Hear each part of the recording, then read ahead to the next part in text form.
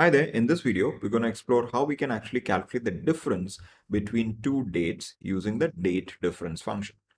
But interestingly, even without using any functions within Excel, we can actually find out the difference in dates, the number of days elapsed between two different dates, using just simple subtraction. So I can say end date minus the previous date, for example, or the start date as we see it here. So it's 93 days elapsed between these two dates. So that's absolutely fine if that's the only thing that you want to find out.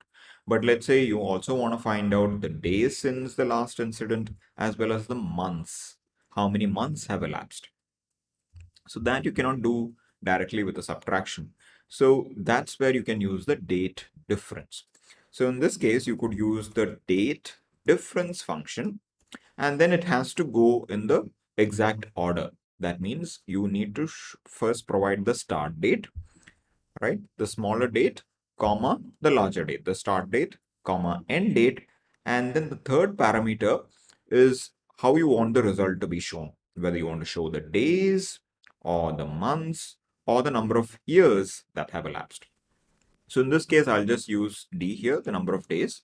So I get the result there, right? So similarly, let me just use the date difference once more, and I'll provide the start date, comma, the end date.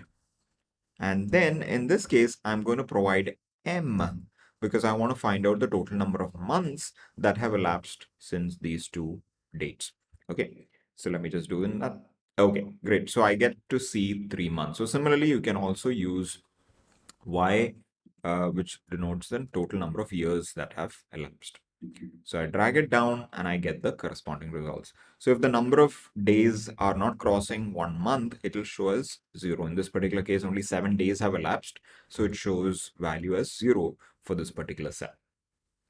Okay then, so I will see you in the next video.